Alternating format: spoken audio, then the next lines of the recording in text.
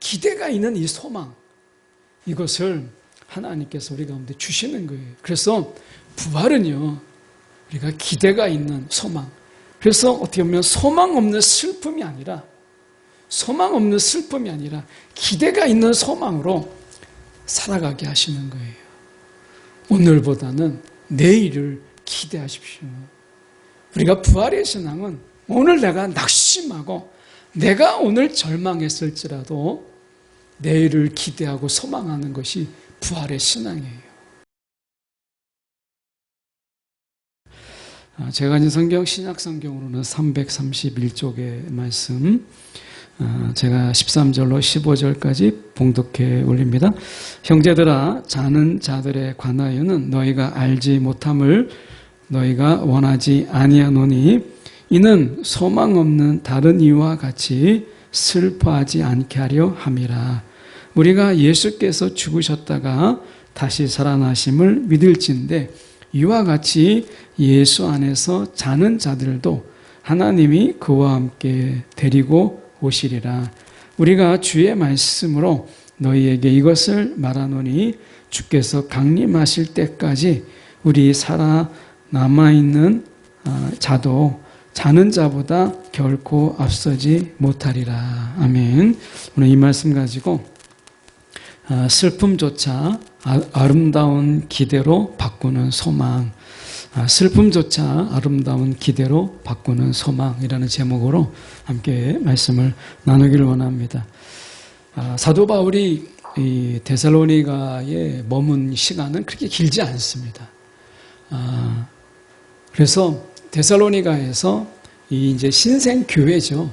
데살로니가에서 이제 복음을 전하고 그리고 사도 바울의 복음을 듣고 이제 세워진 신생 교회예요. 아직 어린 교회입니다. 이 교회에 이제 사도 바울이 이제 사역의 일정과 사정이 있다 보니까 데살로니가에 오래 머물지 못하고 그리고 결국에는 이제 재림, 종말이라고 하는 어떻게 보면 복음의 마무리가 어떻게 되는가, 그 마지막이 어떻게 되는가라고 하는 것을 미처 사도 바울이 전하지 못하고 가르치지 못하고 이 데살로니가 교회를 떠나게 돼요. 이 지역을. 그래서 데살로니가에 있는 이 사람들이 그러면 예수님이 다시 오신다고 하면 우리 가운데 어떤 일이 생기는가? 정말 주님이 오신다면 그때 일어나는 일들은 무엇인가? 우리가 죽음 이후에 우리는 어떻게 되는가? 이러한 일들에 대해서 사도 바울이 미처 이것을 전하지 못했기 때문에 서신으로 전하는 것이 데살로니가 전서예요. 그래서 그 마지막 때 되어질 일들, 이것을 신생교회인 데살로니가 교회에게 사도 바울이 서신으로 이제 답변하고 서신으로 가리키려고 했던 것이 이 데살로니가 전서인데요. 그래서 데살로니가 전서는 부득이하게 종말론이 그 안에 담겨져 있게 된 것이죠. 당시에 이 헬레니즘이라고 하는 당시 헬라 문화가 굉장히 1세기 때는 이 헬라 문화가 가득했어요. 그래서 이 헬라 문화가 영향이 이제 굉장히 짙게 이제 영향을 끼친 그런 시대에 초대교회가 있었던 것이죠. 그래서 당시에 이 헬라 문화가 가득한 상황에서 당시 그 묘비명들이 묘비가 있을 거 아니겠어. 사람이 죽으면 이제 우리가 유럽에 이런 데 보면 묘비를 세우잖아요. 우리도 이제 비석이나 이런 묘비를 세울 때 그 묘비에 세워진 그 글들이 너무나 비참하고 너무나 슬프고 너무나 극단적인 내용들이 너무 많았어요. 왜냐하면 헬라 이 당시에 1세기 때는 어떤 부활을 바라보는 이런 것보다는 죽음이 끝이다. 결국 인간의 죽음이 결국 끝이다 라고 하는 이런 사상이 굉장히 강했기 때문에 그래서 그들은 어떤 내세보다는 이제 인간의 죽음에 대한 슬픔과 그리고 그 아픔에 대해서 그 비석에 담고 있었던 것들이 굉장히 많았습니다. 그래서 이 데살로니가의 교회, 이 신생교회 교인들도 우리가 예수를 믿으면 그러면 우리도 죽으면 저들과 똑같이 그냥 아무것도 아닌가? 우리도 예수 안에서 죽게 되면 결국엔 죽음이 모든 소망을 다 삼켜버리고, 그리고 그 슬픔이 우리의 모든 기대를, 그리고 복음도 예수를 믿는 믿음도 다 삼켜버리는가, 이런 생각을 그들이 당연하게 가지게 된 것이죠. 우리가 예수를 처음 만났을 때, 복음을 듣고 그리고 예수님을 만나게 됐을 때를 한번 생각해 보세요. 그러면 이제 궁금해지는 게 많죠. 그래서 예수를 믿게 되면 우리가 어떤 삶을 살게 되는가, 영적인 세계에 대해서 우리가 배우고, 그리고 나서 죽으면, 그러면 죽음 이후에 우리의 삶은 어떻게 달라지는가. 우리나라는 특히 이 불교의 영향이 많이 있었죠. 그래서 이 불교가 오랫동안 우리나라에서 영향을 끼쳤기 때문에 어떻게 보면 윤회라고 하는, 그래서 다시 죽으면 다시 우리는 또 환생해서 또 다른 무엇이 되는가 라고 하는 이런 부분들 속에서 우리는 너무나 자연스럽게 전생이라는 단어를 우리는 쉽지 않게, 사실은 굉장히 어렵지 않게 이 전생이라는 단어들을 우리 안에서 사용하는 것도 보게 돼요. 전생에 말이야, 뭐 이런 얘기를 많이 하죠. 이건 절대 기독교적인 것이 아니에요. 기독교는 직선의 신앙이지 이렇게 회전하는, 돌고 도는, 제자리에서 맴도는 이런 것이 아닙니다. 그래서 기독교는 어디 목표를 향하여서 나아가는 이런 종교지, 불교처럼 제자리를 맴도는 이런 것이 아니거든요.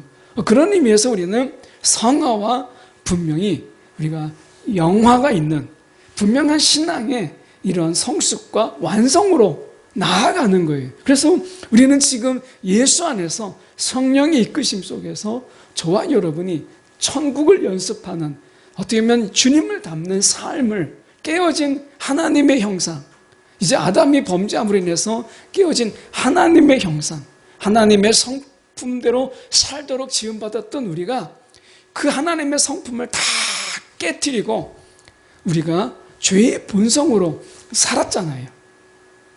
이런 죄의 본성으로 살았던 우리들을 예수님께서 이 땅에 오셔서 이제 깨어진 하나님의 형상을 회복시키는 그리스도의 형상으로 우리를 덧입혀 주심으로 인해서 이제 예수 닮은 자로 살아가는 거잖아요. 근데 이게 저절로 되는 게 아니라 훈련과 단련과 그리고 계속되는 하나님의 다듬어짐, 이게 이제 성령이 주관하여서 우리를 이끌어가는 거예요. 그래서 우리가 어떻게 보면 깎게 될 부분은 깎이고 또는 부서져야 될 부분은 부서지고, 이렇게 해서 우리가 이제 예수의 성품을 닮아가는 자로 나아가는 거예요. 우리는 그런 과정에 있죠. 나중에 우리는 완전하게 예수와 이제 동일한, 그래서 우리 안에 이제 예수와 우리가 생각이 다르거나 뜻이 다른 것이 전혀 없는 완전한 일치를 이루는 영화의 단계를 사모하면서 우리는 살아가고 있는 거예요. 분명한 방향과 그리고 나중에 완성이라는 것이 있는 종교가 기독교입니다. 우리는 그런 의미에서 어제와 오늘이 다르고 내일이 기대가 되는 이런 신앙을 가지고 우리가 살아가는 거예요. 자, 그런 의미에서 본다면 이 헬라 1세기의 헬라 문화 속에서 가지는 이런 슬픔이 모든 것을 덮는, 그래서 우울과 비극 속에 있는 그런 삶 속에 예수의 부활과 그리고 나중에 우리가 주님이 오시는 그 날에 부활이라고 하는 이것은 당시에 줄 수 있는 최고의 메시지였고 굉장히 파격적이었다라고 하는 것을 먼저 전제로 해서 저희가 보면 13절에 이렇게 말씀하죠. 형제들아, 자는 자들의 관하여는 너희가 알지 못함을 우리가 원하지 아니하노니. 여기서 잔다라고 하는 것은 우리가 기독교 안에서, 복음 안에서 죽음을 이야기하는 표현이죠. 예수님께서 잔다라고 이야기를 해요. 이건 죽은 게 아니다, 잔다라고 얘기합니다. 나중에 깨어날 것을 우리가 말씀하는 거고, 이것은 부활을 염두에 두고 있는 용어죠. 그래서 형제들아, 죽은 자들에 관하여는 이 뜻인데 자는 자들이라고 하는 기독교적 복음적인 용어를 사용하고 있는 거예요. 너희가 알지 못함을 우리가 원하지 아니하노니 이는 소망 없는 다른 이와 같이 슬퍼하지 않게 하려 함이라. 다른 이들은 부활이 없는 그들에게는 소망이 없어요. 무슨 소망이 있어요? 사람이 이제 썩고 그리고 그 시신이 다 썩으면 무슨 소용이 있어요? 재산을 가지고 있고 땅을 가지고 있고 건물을 가지고 있어도 아무 소용이 없는 거예요. 죽음이 모든 것을 다 앗아가요. 소망까지 삼켜버리는 거예요. 그래서 이와 같이 슬퍼하지 않게 하려 합니다. 여러분, 슬픔이 나쁜 건 아니죠. 이 슬픔이라고 하는 것은 분명히 우리 가운데 필요한 것이에요. 그런데 이들처럼 소망이 없는 가운데 오는 이 절망의 슬픔은 하나님이 우리 가운데 주신 적이 없어요. 우리에게는 분명히 슬픔의 감정, 그래서 우리가 통에 자복한다고 했을 때 정말 우리가 회개의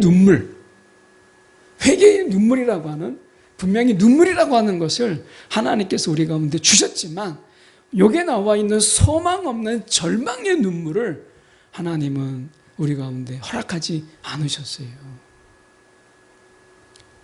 우리가 하나님 앞에 돌아올 때 우리의 죄에 대한 이 슬픔, 내가 하나님의 마음을 아프게 했다라고 하는 이런 슬픔, 우리가 죄를 지었다라고 하는 이런 슬픔, 우리가 예수 그리스도께서 우리를 구원하시기 위해서 십자가에서 죽으셨는데 그 엄청난 은혜를 우리 가운데 베푸셨는데 그것도 우리가 갚을 수 없기에 하나님께서 거저 우리 가운데 이 구원을 선물로 주셨는데 우리가 거기에 합당한 삶을 살지 못하는 슬픔, 이런 슬픔은 우리 가운데 있지만 오늘 소망 없는 다른 이와 같은 절망의 이런 슬픔은 하나님께서 우리 가운데 주시지 않았어요. 그 눈물을 닦아주셨어요.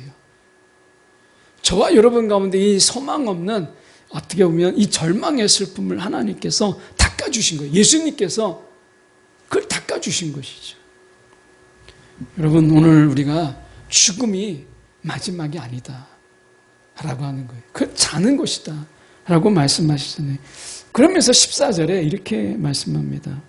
우리가 예수께서 죽으셨다가 다시 살아나심을 믿을지인데,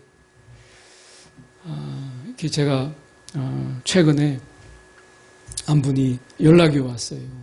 그래서 병원에 이제 입원인데 암이 다 번져가지고, 그래서 복음을 전해야 되는데 아무리 이제 복음을 전해도 들으려고 하지 않으니까 이제 자녀들이 복음을 전하고 막 전해도 안 듣는 거예요. 그게 이제 연세 높으신 분이, 그래서 이제 저한테 연락이 왔어요. 꼭 병원에 이 마지막 기회인 것 같은데 좀 복음을 좀 전해 주십시오 해서 제가 지방까지 내려갔어요. 그 지방에 내려가서 이제 복음을 병원에 찾아가서 이제 복음을 전하는 거예요. 한 2번 정도는 거절을 하시더라고요. 그래서 이제 제가 3번째 기도하고 이제 마지막으로 이제 복음을 전하고, 이 제가 권면하는 것은 제가 권면하는 게 아니고 이제 하나님께서 제 입술을 통해서 마지막으로 이 복음을 전하는 것인데, 아니라고 하면 더 이상은 제가 말씀드리지 않겠습니다 하고서 이제 마지막으로 전하는데 그분이 너무나 분명하게 믿습니다, 아멘 하시는 거예요. 그리고 정말 짧은 시간 내에 그분이 소천하셨어요.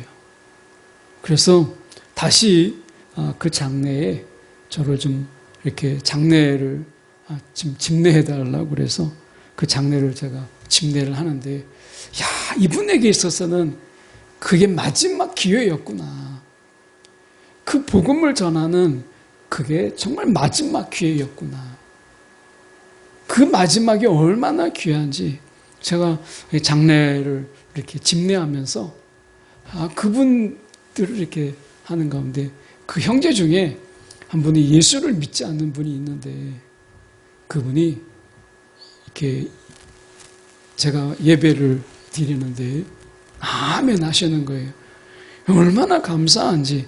그분은 정말 예수 믿는, 정말 예수 안 믿고 예수 믿는 자들에 대해서도 그렇게 좋게 보지 않았던 그분인데 그 예배 때 아멘 하시는데 너무 감사하더라고요. 제가 다녀와서 기도하는 것은 그분이 정말 어머니 때 마지막 순간에 믿는 것보다 정말 소망을 가지고 그 어머니를 다시 뵐 수 있다라는 이 소망으로 그가 신앙생활을 정말 잘했으면 좋겠다. 그런 유가족들도 다 우리가 예수를 믿으면 얼마나 좋을까. 그런 생각을 했어요. 그 중에 한 분은 교회 다니다가 이제 어떻게 보면 쉬고 있는 방학 중인 분도 계시더라고요. 그런 분들까지 포함해서 정말 예수를 정말 신실하게 믿으면 참 좋겠다. 그 소망을 가지고 정말 주님을 그 사랑하는 정말 그 고인을 어머니를 만날 수 있다라고 하는 이 마음을 가지고 믿으면 참 좋겠다. 이것을 정말 여러 번 이 복음을 전할 기회를 갖고 전했는데 여러분 우리에게는 이 슬픔, 영원한 이별에 대한 이 슬픔을 하나님이 거두셨어요. 이게 얼마나 감사해요. 그래서 오늘 14절에 우리가 예수께서 죽으셨다가 다시 살아나심을 믿을진데 죽으셨다가 다시 살아나심을 믿을진데 이와 같이 예수 안에서 자는 자들도 하나님이 그와 함께 데리고 오시리라. 데리고 오시리라. 이것은 이제 이 여러 해석이 사실 가능한데요. 어쨌든 우리가 여기서 보면 그와 함께 데리고 오시리라 라고 하는 이 표현 속에서 이것은 마지막에 신비인데 신비. 다 지금 지상에 누워있는 어떤 다 썩어져 있는 그들이 예수님이 재림하실 때 다 부름받습니다. 그리고 그 순간에 그들에게 이 썩지 않은 영원한 이 부활의 옷을 입어요. 그리고 예수님과 함께 이 땅에 오시는 거예요. 이 그때 광경을 생각해 보면 엄청난 거죠.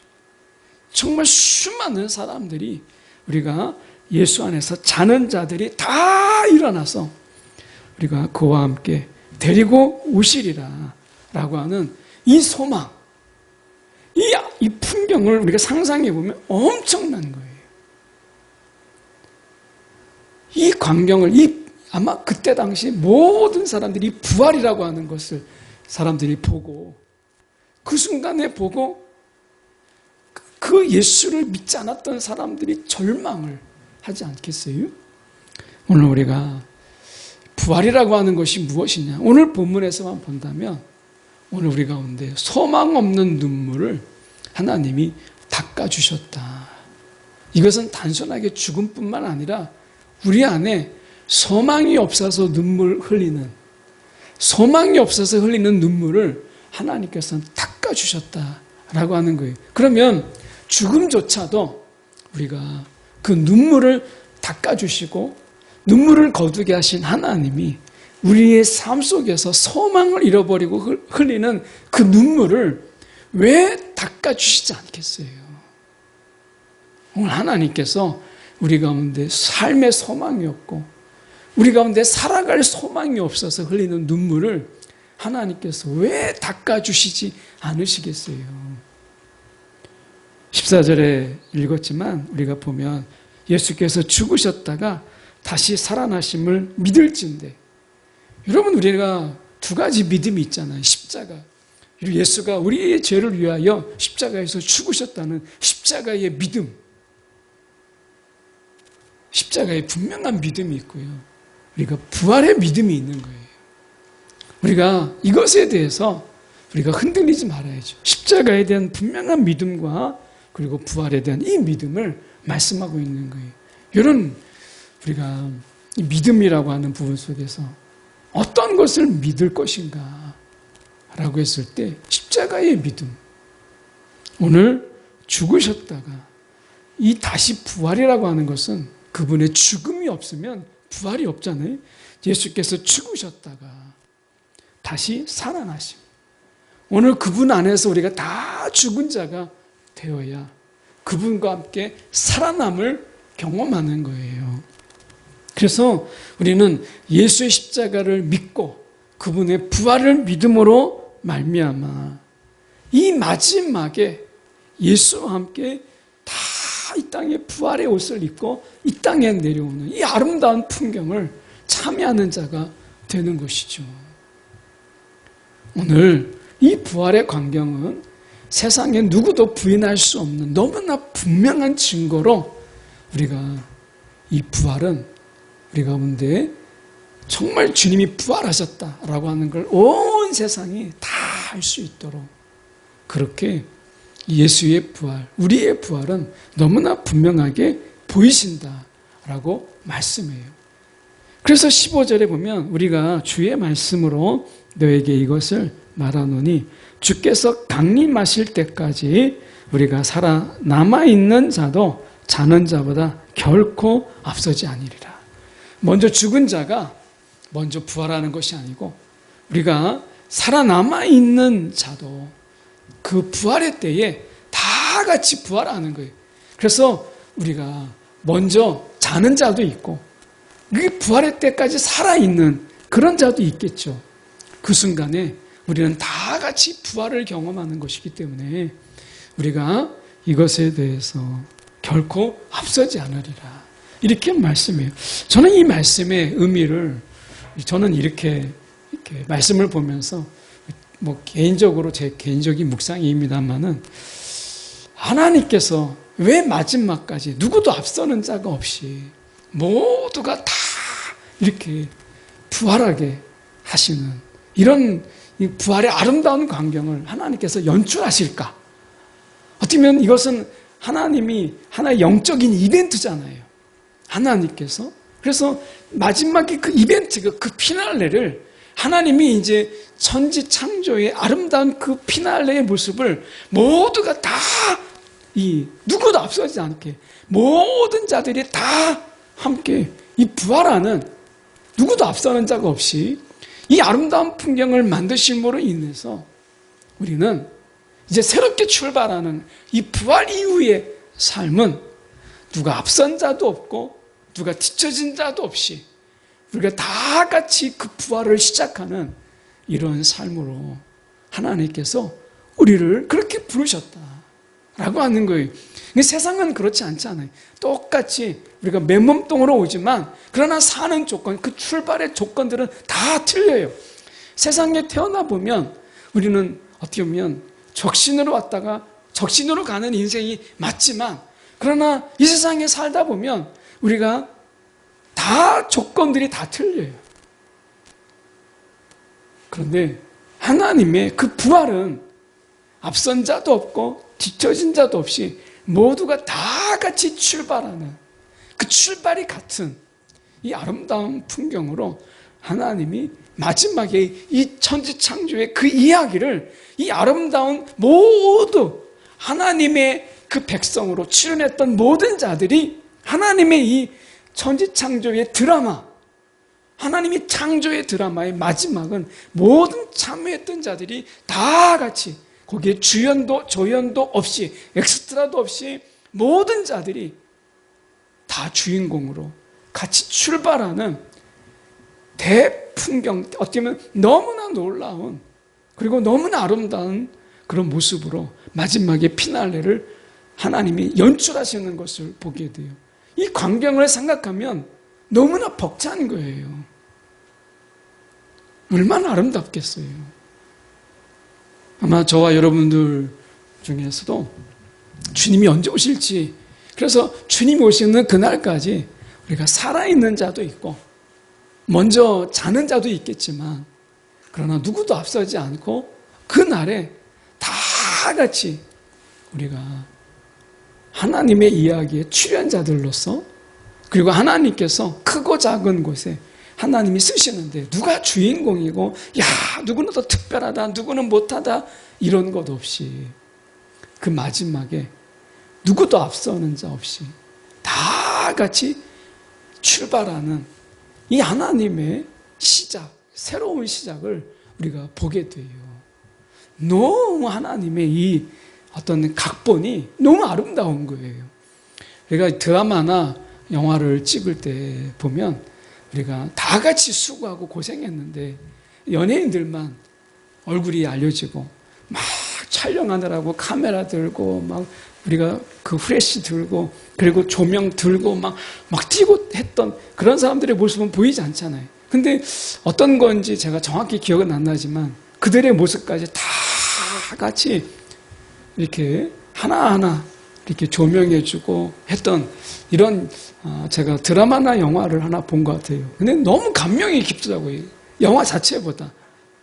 어쩌면 하나님 앞에서 우리는 나는 그냥 조연이야. 지나가는 그냥 엑스트라야. 이렇지 않더라는 거예요. 하나님이 주께서 강림하실 때까지 우리 살아남아있는 자도 자는 자보다 결코 앞서지 못하리라. 예, 앞서지 못하리라. 하나님이 이 부활을 위해 부활 이후의 삶은 출발선이 같아요. 모두가 손잡고 우리가 함께 출발하는 진풍경을 하나님이 만드시는 거예요. 저는 그래서 부활이 기대가 돼요. 이 세상의 삶은 출발이 같지 않아요. 다 출발이 틀려요. 그런데 부활 이후의 삶은 우리가 출발이 같아요. 같은 선에서 같이 가는 거예요. 너무 멋있잖아요. 오늘 주님께서 그래서 제목처럼 슬픔조차 아름다운 기대, 아름다운 기대, 기대가 있는 이 소망, 이것을 하나님께서 우리 가운데 주시는 거예요. 그래서 부활은요, 우리가 기대가 있는 소망. 그래서 어떻게 보면 소망 없는 슬픔이 아니라 기대가 있는 소망으로 살아가게 하시는 거예요. 오늘보다는 내일을 기대하십시오. 우리가 부활의 신앙은 오늘 내가 낙심하고 내가 오늘 절망했을지라도 내일을 기대하고 소망하는 것이 부활의 신앙이에요. 내가 내일 또 실망하더라도 내가 그 다음 날을 소망하는 것. 이것이 부활의 신앙입니다. 기대가 꺾이지 않는 것. 소망이 포기되지 않는 것. 이게 부활의 신앙이에요. 몇 번 기대하다가 여러분 혹시 기대하지 않고 그리고 몇 번 소망하다가 실망했다고 소망도 내려놓고 기대도 내려놓고 그렇게 우리가 아무 소망 없이 살아가십니까? 아닙니다. 오늘 우리가 부활을 살아간다면 기대가 꺾여도 기대하는 게 부활이고요. 소망에 실망이 있어도 우리가 또 소망하는 게 부활의 신앙인 거예요. 오늘 우리가 소망 없는 슬픔으로 살아가지 않고 오늘도 내일도 기대가 있는 소망으로 살아가는 저와 여러분이 되기를 간절히 소망합니다.